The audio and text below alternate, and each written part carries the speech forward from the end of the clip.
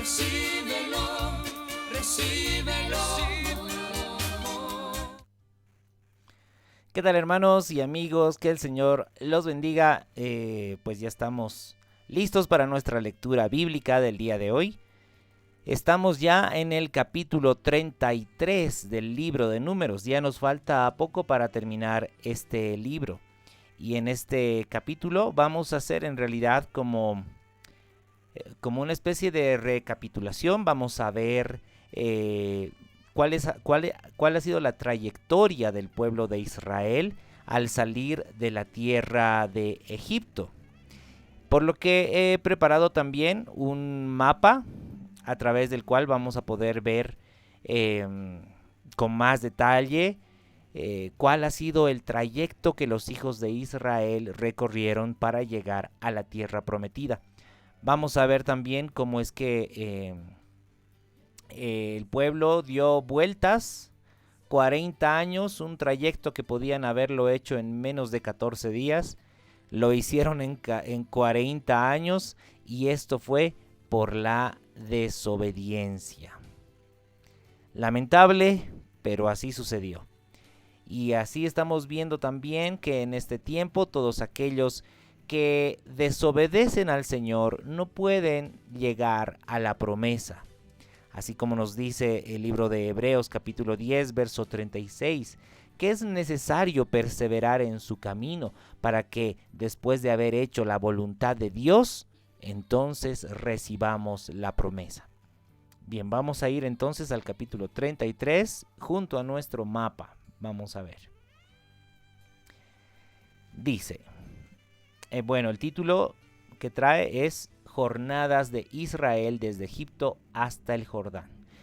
Jornadas significa una especie de etapas, ¿sí? Etapas, momentos específicos. Dice el verso 1. Estas son las jornadas de los hijos de Israel que salieron de la tierra de Egipto por sus ejércitos bajo el mando de Moisés y Aarón. Moisés escribió sus salidas conforme a sus jornadas por mandato de Jehová. Estas pues son sus jornadas con arreglo a sus salidas, ¿no? Aquí es donde pone en orden el autor del libro de Números. Pues se pone en orden los lugares por donde recorrieron. A ver, dice el verso 3. De Ramesés salieron en el mes primero a los 15 días del mes primero, es decir, el segundo día de la Pascua, salieron los hijos de Israel con mano poderosa a vista de todos los egipcios. Bien, entonces vemos aquí en el mapa, estamos viendo la región de Egipto, ¿sí? Ahí vemos Ramesés, ahí está donde estaban los israelitas después de las plagas, ¿recuerdan? Cuando el Señor les había dicho que tienen que comer la Pascua el día 14 del primer mes, comieron la Pascua, murieron los primogénitos de los egipcios, ¿verdad? Al día siguiente de eso, es decir, el día 15, salieron de Ramesés, ¿sí? Dice el verso 4.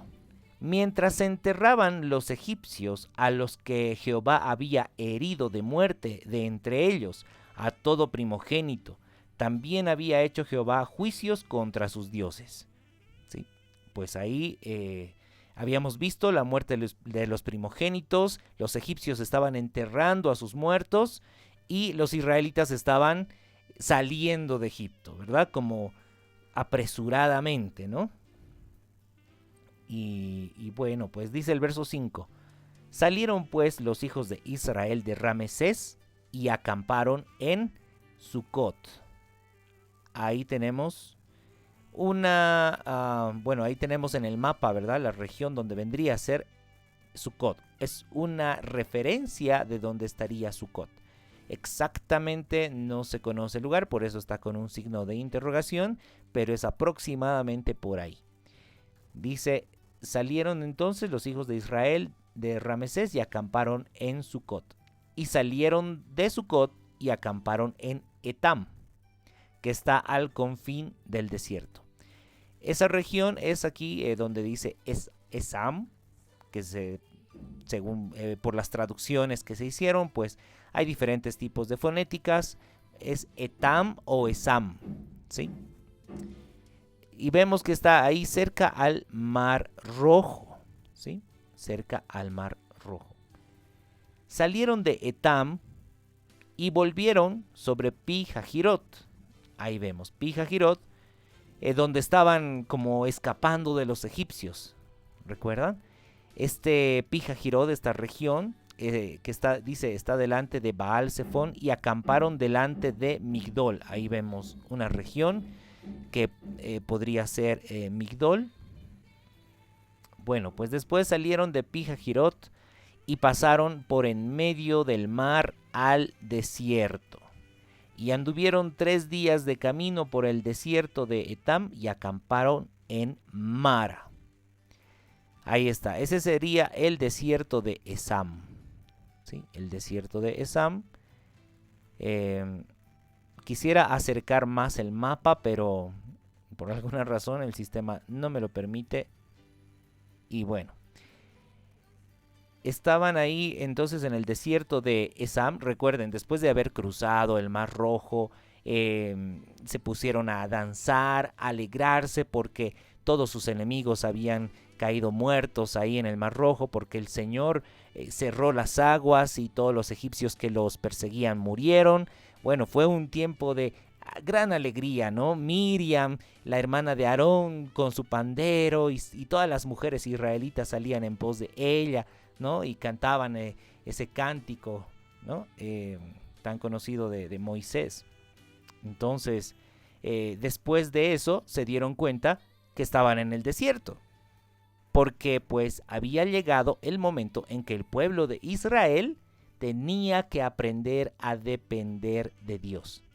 Me imagino yo que los israelitas estaban reclamándole a Moisés: Moisés, ¿por qué nos has traído aquí? Este es un desierto, no podemos sembrar, no tenemos agua. Moisés, nos vamos a morir. Ahí es donde empezaba la prueba del pueblo de Dios. Y el Señor fue muy paciente con el pueblo, pero el pueblo fue de dura cerviz, que no querían confiar en el Señor. Bueno, entonces acamparon en Mara. Recuerdan que en Mara ahí se quejaron los israelitas, realmente contendieron con Moisés y con Dios mismo. Pero de todas formas el Señor tuvo misericordia, y en la región de Elim, ¿sí?, les dio 12 fuentes de aguas, y habían 70 palmeras. Imagínense, en el desierto habían 70 palmeras. Qué interesante ese número 7, ¿no? 70. Dios estaba proveyendo ahí sombra en medio del desierto y agua, 12 fuentes de aguas. Bueno, estaban ahí, ya descansaron en Elim, bebieron, bueno, estaban ahí a la sombra, y entonces salieron de Elim y acamparon junto al Mar Rojo.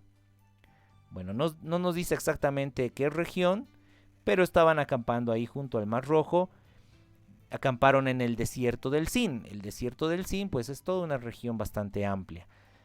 Dice, salieron del desierto del Sin y acamparon en Dofka. Ahí podemos ver en el mapa Dofka. ¿Sí? Salieron de Dofka y acamparon en Aluz. Salieron de Aluz y acamparon en Refidim, donde el pueblo no tuvo aguas para beber. Salieron de Refidim y acamparon en el desierto del Sinaí. Salieron del desierto del Sinaí y acamparon en Kibrot Hataaba. Ahí estamos viendo, ¿verdad? Kibrot Hataaba en el mapa. Dice, salieron de Kibrot Hataaba y acamparon en Hazerot. Bueno, ya estaban yendo hacia el norte. Salieron de Hazerot y acamparon en Ritma. Salieron de Ritma y acamparon en Rimón Pérez. salieron de Rimón Pérez y acamparon en Libná. Salieron de Libná y acamparon en Risa. Ahí estamos viendo, ¿verdad? Esta región de Risa.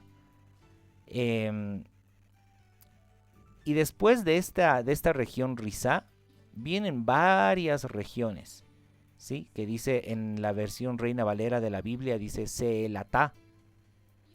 Y ahí podemos ver nosotros una lista de nombres de esos pueblos que estaban entre Risá y Bene-Jacán.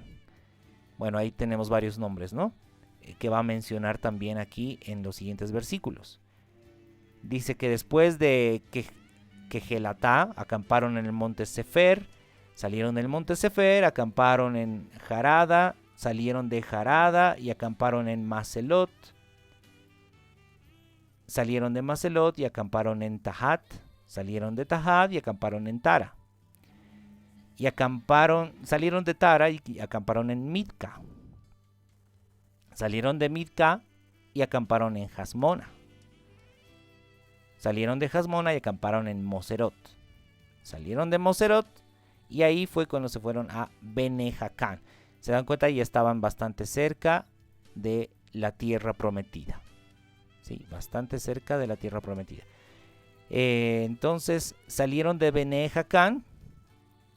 ¿Y qué sucedió? Se fueron hacia el sur. Todo ese tiempo en que los hijos de Israel estaban en rebeldía, recuerdan esa rebelión de Coré, recuerdan también esa rebelión cuando no quisieron pelear contra los hijos de Anac porque pensaban que eran muy fuertes, que Dios no podía darles la victoria, no confiaban realmente en el Señor. Y bueno, pues se fueron hacia el sur, ¿no? A Jikgat, o como se llama aquí en el mapa, Jor Hajikdad. Entonces volvieron cerca a Risá, estaban volviendo. Salieron del monte de Jor Hajikdad y acamparon en Jotbata. A ver, ahí vamos con el mapa. Ahí está, Jotbata. Ya estaban mucho más al sur, estaban yéndose hacia Madián. ¿Sí? Entonces salieron de Jotbata y acamparon en Abrona, salieron de Abrona y acamparon en Esión Geber. Bueno, ahí ¿qué sucedió? Que estaban ya cerca a la otra parte del Mar Rojo.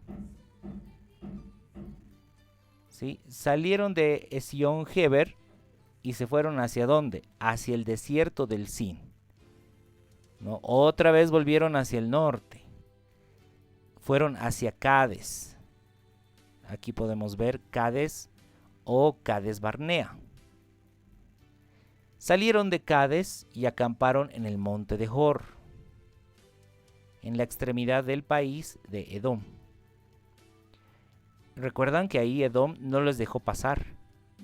No les dejó pasar. Tuvieron conflictos, ¿verdad? Incluso también por esa región era la guerra contra los madianitas. Y entonces dice, y subió el sacerdote Aarón al monte de Jor. Ahí vemos en el mapa el monte de Jor. Ahí fue donde murió Aarón. Porque el Señor le había dicho, ¿verdad? Así dice el verso 38. Conforme al dicho de Jehová, y allí murió a los 40 años de la salida de los hijos de Israel de la tierra de Egipto, en el mes quinto, en el primero del mes.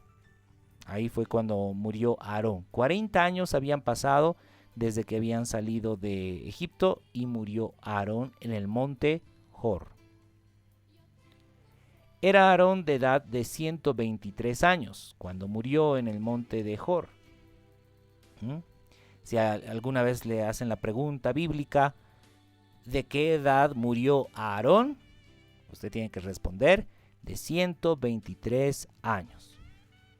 Y eso está en Números 33-39. Bien, dice, y el cananeo, rey de Arad, que habitaba en el Negev, en la tierra de Canaán, oyó que habían venido los hijos de Israel, y salieron del monte de Jor y acamparon en Salmona. Entonces hubo cierto temor también aquella vez, ¿verdad? Dice, salieron de Salmona y acamparon en Punón. Salieron de Punón y acamparon en Obot.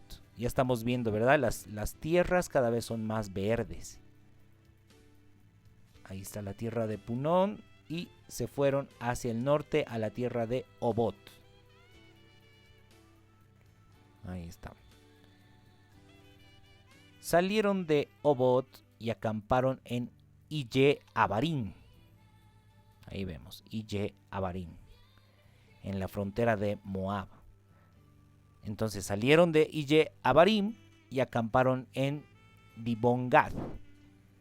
Estamos ya más al norte, estamos ya prácticamente a la altura del Mar Salado. Bien, entonces dice, salieron de Dibón-Gad y acamparon en Almón Diblataim. Entonces ya se estaban adentrando más a las tierras de Moab, a las tierras de los moabitas. Recuerdan que ha sucedido ahí en las tierras de los moabitas. El rey de Moab fue a llamar a Balaam, hijo de Beor, ese profeta, y le ofreció riquezas a Balaam. ¿Sí? Fue cuando estaban precisamente en esas regiones de Moab los israelitas.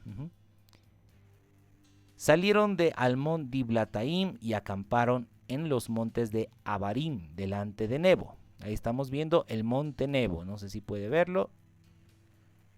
Ahí está cerca a Hezbón. Salieron de los montes de Abraim y acamparon en los campos de Moab junto al Jordán frente a Jericó. Finalmente acamparon junto al Jordán desde Bet-Jesimot hasta Abel-Sittim en los campos de Moab. Bueno, ahí están. Todavía estaban ahí en las regiones de Moab, pero recordemos que los gaditas y los rubenitas, después de que habían exterminado a todos los moabitas de aquella región, pues poseyeron esas tierras. Vemos esas tierras verdes donde está Aroer, Arnón, Abel-Sittim, Hezbón, las llanuras de Moab. Todo eso ocuparon los gaditas y los rubenitas. Lo habíamos visto, ¿verdad? Hace un par de capítulos atrás. Estaban juntamente al río Jordán, donde usted ve ahí Abel-Sittim. Ahí estaban acampando los israelitas a punto de cruzar el Jordán. Porque pues al otro lado del Jordán está precisamente la tierra de Canaán. Entonces ese fue el trayecto que hicieron los israelitas para llegar a la tierra prometida. Si usted ve en el mapa, ahora ya tenemos herramientas a través de internet, vamos a ver que pudieron haber llegado tranquilamente en menos de 2 semanas. Sin embargo, tuvieron que caminar 40 años. ¿Por qué?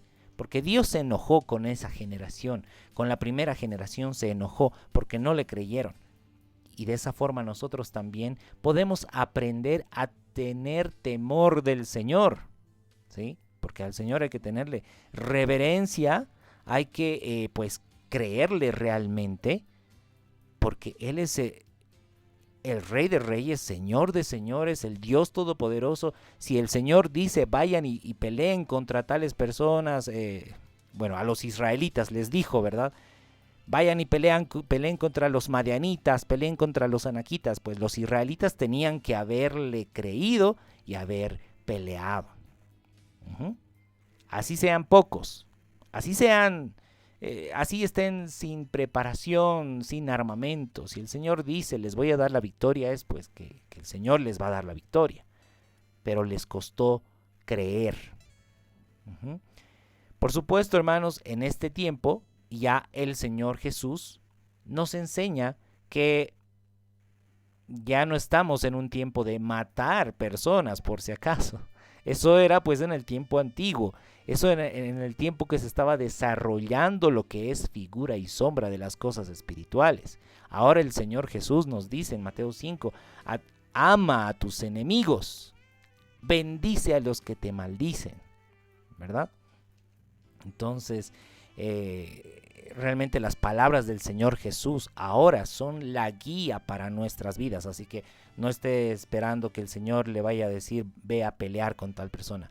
No, no estamos llamados a pelear. Sí, dice el Señor Jesús que a través, que por predicar la palabra de Cristo, ¿sí? Por vivir el Evangelio, muchas personas nos van a atacar, ¿sí? Van a querer pelear contra nosotros, pero nosotros no tenemos que contraatacar.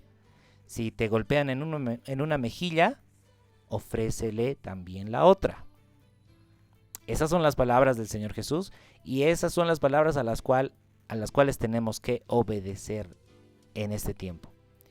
Pero en este tiempo, pues estamos hablando ya de un tiempo antiguo, donde el Señor nos está mostrando a través de las batallas del Señor que es necesario aprender a creerle a Dios. Muy bien, entonces ahí estaban los israelitas. Vamos a ver una vez más el mapa. Ahí está el río Jordán. La tierra de Canaán, toda esa tierra de Canaán era la tierra prometida. Ahora nosotros también tenemos una tierra prometida, pero ya no es una tierra física, sino es una ciudad celestial. Es una patria celestial, ¿verdad? Entonces, ahora todo esto que estamos leyendo en el Antiguo Testamento nos sirve como figura y sombra de las cosas celestiales que estamos viviendo en este tiempo. Porque así como tenían que conquistar toda esa tierra de Canaán, ¿sabe qué? Los cananeos era una región donde había demasiado pecado. Llegaron al punto de Sodoma y Gomorra. Y a pesar de que pues habían incluso mensajeros, por ejemplo, Balaam era un profeta que vivía al norte, cerca del río Éufrates, y ese profeta conocía a Dios, al Dios de Israel. Pero a pesar de que habían personas que conocían a Dios de Israel, no se arrepentían de sus pecados, por lo que les cayó el juicio a los cananeos de esta manera, entrando el pueblo de Israel a exterminarlos. Entonces ese fue el juicio contra Canaán, ¿no? El juicio contra Sodoma y Gomorra era fuego. El juicio contra Canaán era el pueblo de Israel. Bien, entonces continuamos con el verso 50. Nos dice: y habló Jehová a Moisés en los campos de Moab, junto al Jordán frente a Jericó, diciendo: habla a los hijos de Israel y diles: cuando hayáis pasado el Jordán entrando en la tierra de Canaán, echaréis de delante de vosotros a todos los moradores del país y destruiréis todos sus ídolos de piedra y todas sus imágenes de fundición, y destruiréis todos sus lugares altos. Y echaréis a los moradores de la tierra y habitaréis en ella, porque yo os la he dado para que sea vuestra propiedad. Y heredaréis la tierra por sorteo por vuestras familias. A los muchos daréis mucho por herencia, y a los pocos daréis menos por herencia. Donde le cayere la suerte, allí la tendrá cada uno, por las tribus de vuestros padres heredaréis. Y si no echareis a los moradores del país, es decir, si no echareis a los cananeos de delante de vosotros, sucederá que los que dejareis de ellos serán por aguijones en vuestros ojos y por espinas en vuestros costados, y os afligirán sobre la tierra en que vosotros habitareis. Además, haré a vosotros como yo pensé hacerles a ellos. Wow, esta es una advertencia muy fuerte en realidad para el pueblo de Israel. Dice el Señor: ustedes tienen que echar a todos esos hombres que son tan pecadores en extremo, y tienen que echarlos, porque si no los echan, pues los van a contaminar a ustedes. Serán aguijones en vuestros ojos y espinas en vuestros costados. Y esto, por supuesto, también nos enseña que nosotros debemos sacar toda pecaminosidad de nuestra vida. No tenemos que quedarnos con nada de pecado. Sí, tiene que salir el pecado de nosotros, completamente. Algunos dicen por ahí, no, nunca vamos a poder dejar de pecar. Siempre el pecado nos va a dominar. Yo quisiera leer Juan capítulo 8. Vamos a irnos a Juan capítulo 8 al verso 31. Dice el Señor Jesús: dijo entonces Jesús a los judíos que habían creído en él: si vosotros permaneciereis en mi palabra, seréis verdaderamente mis discípulos y conoceréis la verdad, y la verdad os hará libres. Le respondieron: linaje de Abraham somos y jamás hemos sido esclavos de nadie. ¿Cómo dices tú, seréis libres? Jesús les respondió: de cierto os digo que todo aquel que hace pecado es esclavo del pecado. Y el esclavo no queda en la casa para siempre. El Hijo sí queda para siempre. Así que si el Hijo os libertare, seréis verdaderamente libres. Así que todos aquellos que continúan siendo esclavos del pecado no van a heredar del Padre. Si el Hijo os libertare, seréis verdaderamente libres. ¿Cómo podemos ser libres de la esclavitud del pecado? Qué interesante pregunta. Pero acabamos de leer la respuesta. Dice el Señor: si vosotros permaneciereis en mi palabra, seréis verdaderamente mis discípulos y conoceréis la verdad, y la verdad los hará libres.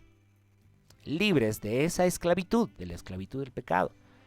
Así que, ¿cómo podemos conquistar vamos a decir, nuestra vida para el Señor? ¿Cómo vamos a sacar toda pecaminosidad de nuestra vida? Es permaneciendo en las palabras del Señor Jesús. Permaneciendo en obediencia. Me gusta la traducción de la NBI. Dice el Señor Jesús: si se mantienen fieles a mis enseñanzas, serán realmente mis discípulos y conocerán la verdad, y la verdad los hará libres. Si se mantienen fieles a mis enseñanzas. El Señor nos está dando el medio, la forma de sacar la pecaminosidad de nuestra vida. Y es empezando por mantenernos fieles a todo lo que el Señor Jesús nos manda en su palabra. Por eso es importantísimo que estemos leyendo los evangelios. Cada palabra que el Señor Jesús habla, tenemos que obedecerla. Cada enseñanza, cada mandato tiene que ser obedecido. Y vamos a llegar a conocer la verdad. Y esa verdad nos hará libres de la pecaminosidad de nuestra vida. Recuerden que el Señor Jesús dijo: bienaventurados los de limpio corazón, porque ellos verán a Dios. Si alguien todavía está sucio por el pecado, no verá a Dios. También recordemos que el Señor Jesús dice en Mateo 7, verso 21: no todo el que me diga Señor, Señor, entrará al reino de los cielos, sino aquel que hace la voluntad de mi Padre que está en los cielos. Importantísima es la obediencia para poder entrar a la tierra prometida, para sacar la pecaminosidad de nuestro ser. ¿Se da cuenta? Ahora nosotros tenemos que obedecer al Señor Jesús. Así como los israelitas obedecieron a Moisés, tenían que obedecer fielmente a Moisés. Ahora en este tiempo tenemos que obedecer las palabras de nuestro Señor Jesús. Muy bien, está bastante claro, porque esta advertencia que nos dice en el versículo 51 de Números 33 es para nosotros también. Dice así, vamos a leer una vez más. Si no echareis a los moradores del país de delante de vosotros, vamos a llevarlo a nuestra época, diría. Si no echareis la pecaminosidad del corazón de ustedes,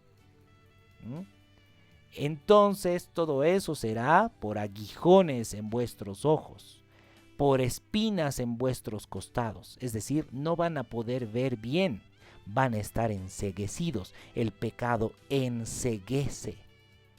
No se puede ver las cosas celestiales, las cosas del Espíritu Santo cuando nuestros ojos están ciegos por el pecado.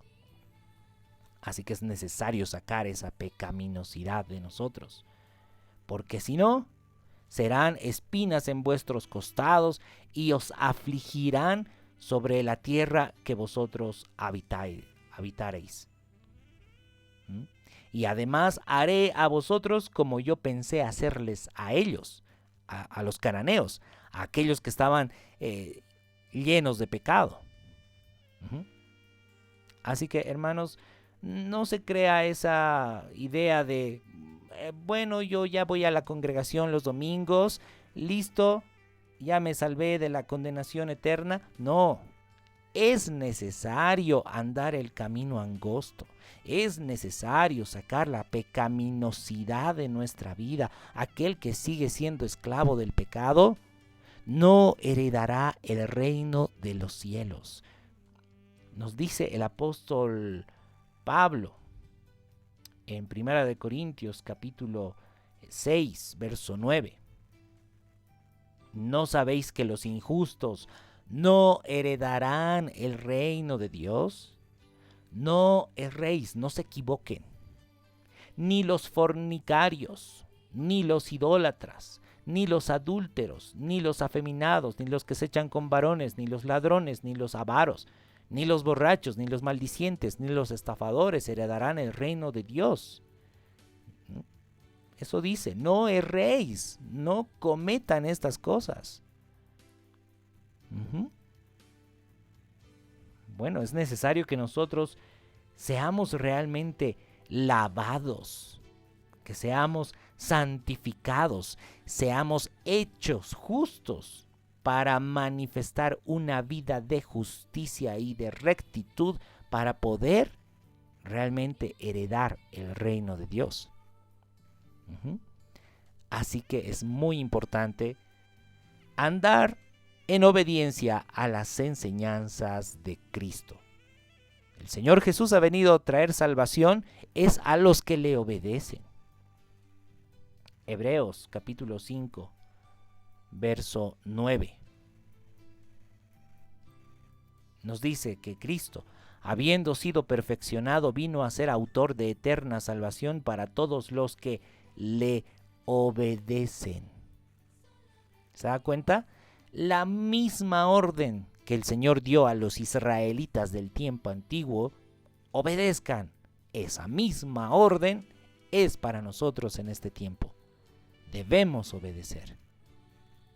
Muy bien, porque si no, vamos a ser tratados como los pecadores. Así nos dice el último versículo del capítulo 33 del libro de Números. Perseveremos en el camino del Señor. Perseveremos en obediencia para que seamos limpios de toda maldad. Eso nos dice también primera de Juan capítulo 1 verso 9. Que si nosotros realmente nos arrepentimos y confesamos nuestros pecados, el Señor es fiel y justo para perdonarnos y limpiarnos de toda maldad. Lo que el Señor nos está diciendo es que Él quiere limpiar nuestro corazón de toda inmundicia del pecado. Eso es limpiar de toda maldad. Si alguien todavía camina en pecado, porque todavía no está limpio, sigue sucio. Y el que está sucio no podrá ver a Dios.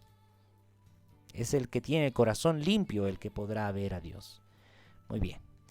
Hasta aquí entonces, amados hermanos, el capítulo 33 del libro de Números. Como siempre, espero que haya sido de mucha bendición. Les mando un fuerte abrazo. Comparta este video. No sé, ahí si tiene grupos de WhatsApp, obtenga el enlace de este video y compártalo para que juntos podamos aprender leyendo las escrituras capítulo a capítulo. Muy bien, entonces nos encontramos en el próximo video con el siguiente capítulo. Les mando un fuerte abrazo, que el Señor los bendiga.